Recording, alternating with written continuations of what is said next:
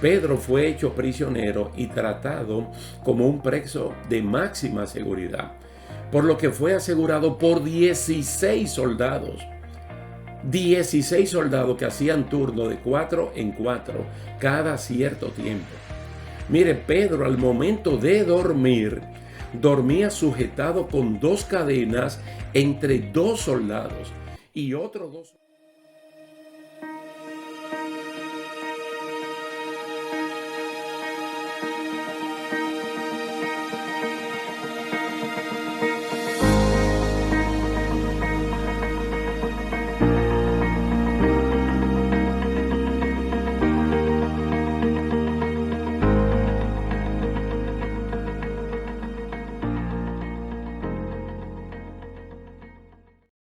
Dios le bendiga, mis queridos hermanos. Es un placer estar de nuevo con ustedes para que continuemos estudiando la palabra del Señor en esta serie de estudios bíblicos, la Iglesia del Nuevo Testamento.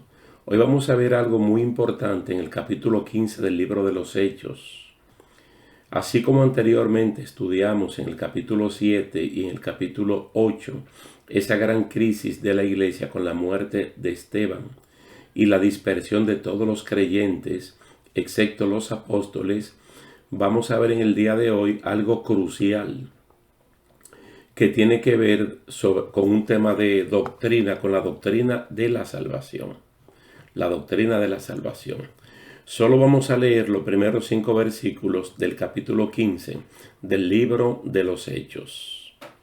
Y dice así: Entonces algunos que venían de Judea enseñaban a los hermanos: si no os circuncidáis conforme al rito de Moisés, no podéis ser salvos.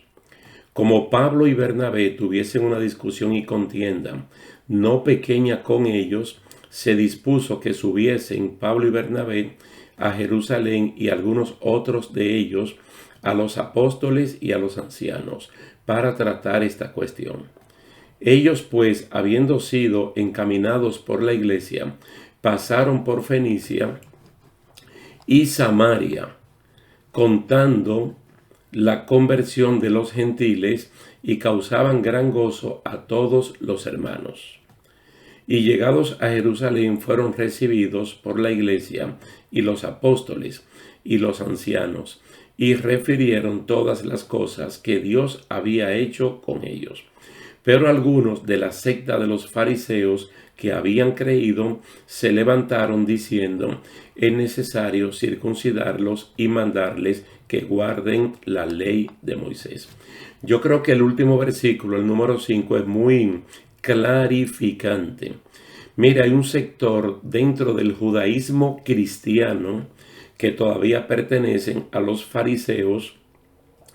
Se identificaban mucho con la secta de los fariseos dentro del judaísmo, pero que esta persona, como ya han creído en Jesucristo como Señor y Salvador, pues uno lo considera cristianos, pero tienen un trasfondo eminentemente judío, y dentro de ese trasfondo son de la secta de los fariseos. Entonces esta persona quería modificar el plan de la salvación diciendo que además de aceptar a Cristo como Señor y Salvador, había que a los gentiles circuncidarlos y mandarles a guardar los ritos de Moisés. Entonces estamos hablando de que este es uno de los puntos más valientes y desafiantes para la iglesia del Nuevo Testamento. Defender la doctrina cristiana de la salvación.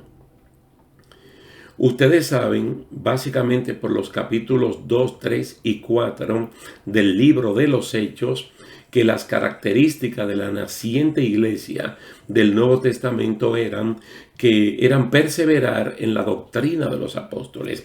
Esa era la número 1, perseverar en la doctrina de los apóstoles.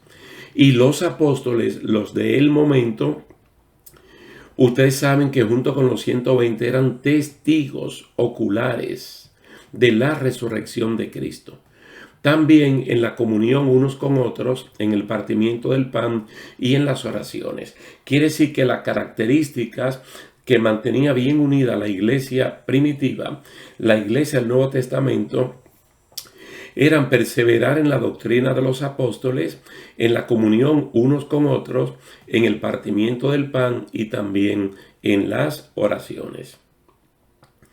Ahora hay amenaza por el sector judío de la iglesia. Estos creían muy bien que para salvarse había que aceptar a Jesucristo como Señor y Salvador, pero que al mismo tiempo a los varones había que circuncidarlos y guardar los ritos de Moisés. Ese para ellos es un elemento nuevo, porque la iglesia realmente nace en el sector judío. De hecho, los 3.000 que aceptaron a Cristo como Señor y Salvador el día de Pentecostés, como está narrado en Hechos capítulo 2, son judíos de la dispersión, la gran mayoría. Incluso judíos residentes allí también, pero son judíos, porque ello era mucho más fácil comprender lo que estaba pasando que un gentil que no tenía trayectoria histórica, por ejemplo, hasta Abraham. Entonces se le predicaba la palabra del Señor, se le explicaba que el Mesías era Jesucristo. Quienes aceptaban de los gentiles, quienes aceptaban no se le imponía ningún rito, ningún sello judío, sino que el gentil seguía siendo como era.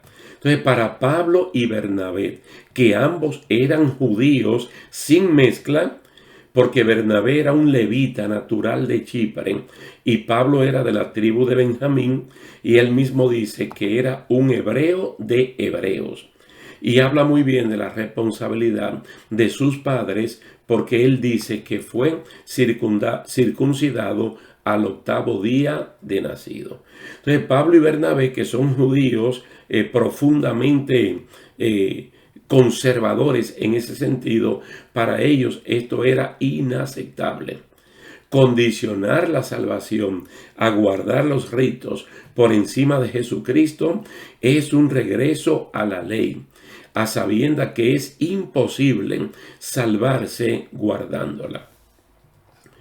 Algunos le llaman a esto, ¿verdad?, el primer concilio de Jerusalén, donde se van a debatir cosas que tienen que ver con la preservación de la doctrina cristiana. En algún punto nosotros hemos mencionado el gran parecido que hay entre el apóstol Pablo y Nehemías, ese gran gobernador de Judea que mandó el rey en tiempos bien difíciles, donde el templo estaba a media, el trabajo que habían hecho los que habían llegado primero, y el muro de Jerusalén estaba totalmente destruido. Entonces este hombre era muy difícil que él diera su brazo a torcer. Y cuando alguien hablaba mal de él, de Nehemías y también de Pablo, ellos eso no lo tomaban en cuenta. Pero cuando era un atentado contra la doctrina, contra la adoración a Dios, entonces ellos venían de frente.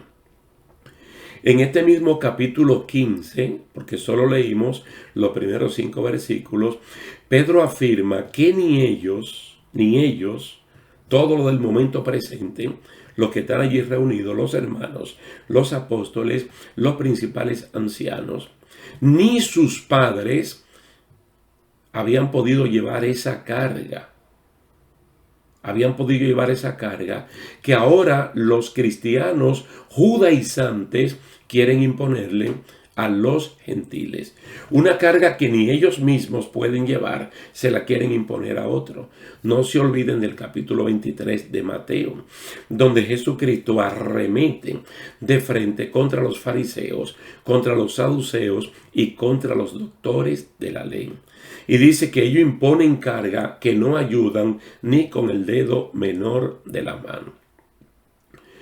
Pedro allí lo que está diciendo es, pero creemos más bien que somos salvos por la gracia del Señor Jesús, de la misma manera que ellos también lo son. Cada pueblo, cada nación tiene su sello cultural, su sello de costumbre, de cómo son, se definen como son. Entonces, cuando una persona le predica a otro, solo tiene que hablar de las buenas nuevas del Evangelio, pero no puede imponer su forma de ser. Entonces es lo que ellos están diciendo aquí. No le podemos imponer a ellos una carga que hemos intentado llevar, pero que ni nosotros ni nuestros antepasados lo habían podido hacer. La iglesia de Antioquía, que es donde ocurren estas cosas, este problema donde llegaron los judaizantes, como era una iglesia que tenía un excelente fundamento de la palabra de Dios, ellos aconsejaron sabiamente, porque allí cuando estas personas llegaron había un debate enorme entre ellos, Bernabé y Pablo. Y no se olviden que allí habían maestros y profetas, y todos estaban unificados defendiendo la doctrina de la salvación, que es solamente por la gracia en Cristo Jesús y que no puede ser modificada de ninguna otra manera. Entonces este pueblo que había alcanzado madurez mediante la palabra del Señor, aconsejó a Bernabé y a Pablo, junto a otros hermanos de la iglesia, que fueran de inmediato a Jerusalén para clarificar este asunto, porque las personas dijeron que venían de Jerusalén. Bien, de paso a la capital, pasaron por Fenicia y Samaria, donde testificaban de las conversiones de los gentiles, y esto generaba gran gozo y alegría. Fíjense, mientras este grupo se sienten contentos de que los gentiles se están convirtiendo a Jesucristo, el sector judaizante que vive en la capital y que se identifican con los fariseos quieren imponer cargas. Cuando precisamente Jesucristo en el capítulo 11 del Evangelio de Mateo, al ver al pueblo cargado con lo que el sistema religioso le había impuesto, le dijo que vinieran a él, todos los que estaban trabajados y cargados, que él los iba a hacer descansar. Y que a partir del nuevo estilo de vida, la carga que íbamos a llevar es fácil y ligera. Cuando ellos llegaron a Jerusalén, y ya frente a los apóstoles y a los principales ancianos, contaron todo lo que Dios había hecho en su primer viaje misionero. Y lo están contando con gozo, pero lo están contando como un testimonio. Lo están contando como un testimonio para que se sepa que no hubo ninguna razón, ningún motivo para imponer una carga innecesaria. Solamente predicar un evangelio completamente libertador. Los judaizantes ripostaron ese informe con que había que circuncidar a los creyentes gentiles y hacerle que guarden la ley de Moisés. Pero yo quiero, hermano, que ustedes noten lo siguiente. Cuando Pablo y Bernabé en el capítulo 13, cuando Pablo y Bernabé junto con Lucio, con Niger, con Manaén, estaban ministrando al Señor en la iglesia de Antioquía, que el Espíritu Santo habló claramente de la misión. Claramente el Espíritu Santo dijo: aparten a Saulo y a Bernabé para la obra que le he encomendado. Entonces se ve que fue el Espíritu Santo que lo guió, lo dirigió, y la iglesia de Antioquía se apropió de la misión y lo enviaron.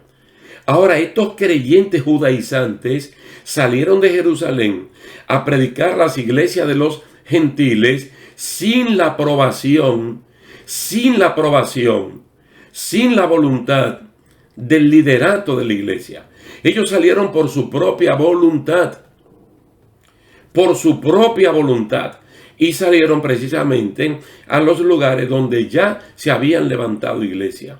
Nosotros vemos, hermanos, que desde la gran crisis, o desde la primera crisis, nosotros entonces vemos ya el capítulo 8, que la iglesia de Jerusalén manda supervisores, por ejemplo, a Samaria, manda supervisores a Antioquía, y todo para velar que la doctrina de la salvación se mantenga intacta, que nadie la pueda alterar. Que se sepa que es una doctrina donde se le predica la palabra a todo el mundo, como está basado en la gran comisión. Vayan y prediquen el evangelio sin distinción de persona, sin discriminación, si son hombres o si son mujeres, si son grandes, si son pequeños, si son blancos, si son negros, ricos o pobres. Prediquen a todo el mundo. Entonces esto tiene que ser preservado. Entonces se mandaban supervisores. Ahora esta persona, como gente de este tiempo, que no tienen cobertura en una iglesia local, que no tienen cobertura en una denominación, sino que son predicadores ambulantes o predicadores de las redes sociales, ellos condicionan la salvación. Ellos la condicionan. Entonces, aquí en el mismo capítulo 15, cuando ellos están debatiendo, los apóstoles y los principales ancianos, ellos dicen, puesto que hemos oído que alguno de entre nosotros, a quienes no autorizamos, os han inquietado con sus palabras, perturbando vuestras almas.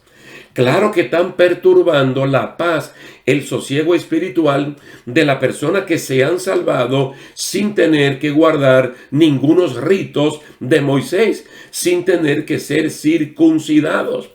Porque la circuncisión del miembro viril es muy limitada. Mas, sin embargo, la circuncisión en el corazón es amplia. Y según Romanos capítulo 2, se define un verdadero judío, una persona cuya alabanza viene de parte de Dios si tiene el corazón circuncidado. Ahora cobra mucha fuerza lo que nosotros dijimos en la charla anterior, de esos ministros, entre comillas, insujetables, que no tienen congregación, no están bajo la cobertura, bajo la autoridad de una denominación. Ellos quieren hacer lo que les dé la gana. Y a veces no quieren solo modificar la doctrina de la salvación, sino que en una iglesia local quieren imponer su voluntad cuando ellos ni siquiera son miembros activos de dicha congregación. Ya lo vimos. Ellos salieron sin orden de la iglesia. Ellos no salieron por mandato de nadie. Ellos salieron por su propia voluntad para inquietar, para molestar, para perturbar a personas que ahora estaban disfrutando la paz de Isaías 53, fruto del trabajo de Jesucristo.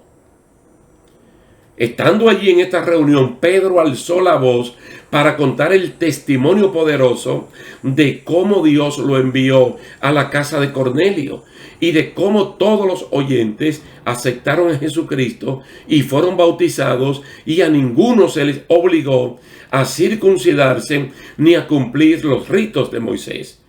Nosotros estudiamos el capítulo 10. Lo vimos como un mover del Espíritu Santo extraordinario, porque Pedro está en Jope, en la casa de un tocayo de él llamado Simón el Curtidor. Y Cornelio estaba en Cesarea, comandando la compañía la italiana del Imperio Romano. Entonces, ¿cómo el Espíritu Santo envía a un ángel y puede conectar a estas personas? ¿Cómo le habla a Cornelio? ¿Cómo le habla al apóstol Pedro? ¿Y cómo los reúne en la casa de Cornelio?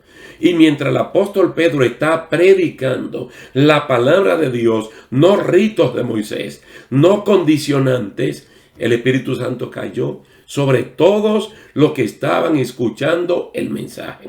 Y todos fueron llenos del Espíritu Santo. Y ese mismo día, todos fueron bautizados en agua. Entonces, mire, en ese momento de Hechos capítulo 15, la iglesia se aparta de aplicar reglas y cosas propiamente judías y de las tradiciones, recalcando que Moisés, como si se personificaran los 5 libros primero de la Biblia, la ley o el Pentateuco, era leído cada semana en las sinagogas y en las iglesias, y que eso era más que suficiente. Que no había que motivar, que inquietar a esta persona, y mucho menos sacarlo del sosiego de la salvación que han recibido en Cristo Jesús, para imponerle algo que por práctica ya ellos sabían que ellos no podían llevar eso. Además de decir que la palabra del Señor en Moisés se lee en las iglesias y en la sinagoga, se le aclaró que los creyentes, tanto judíos que ya sí tenían la práctica, como los creyentes gentiles, se deben abstener de la práctica del pecado de la idolatría, de la fornicación, de comer sangre y de comer animales ahogados. Mire que esas son prácticas no culturales propias de los judíos, sino que es una línea transversal que debe cumplirse en todos los cristianos, en cualquier parte del mundo. Que nosotros tenemos que tener la misma práctica de la santidad en cualquiera de los continentes que nos toque vivir. ¿Y qué es lo que nosotros proclamamos? Que Jesucristo es nuestro único y suficiente Salvador. Y que la doctrina de la salvación no puede ser alterada, no puede ser modificada, no se le puede poner un ingrediente que no sea que Jesucristo, mediante la fe, mediante la gracia, es nuestro único y suficiente Salvador. Esto que se defendió hace 2000 años es lo que en el día de hoy defendemos.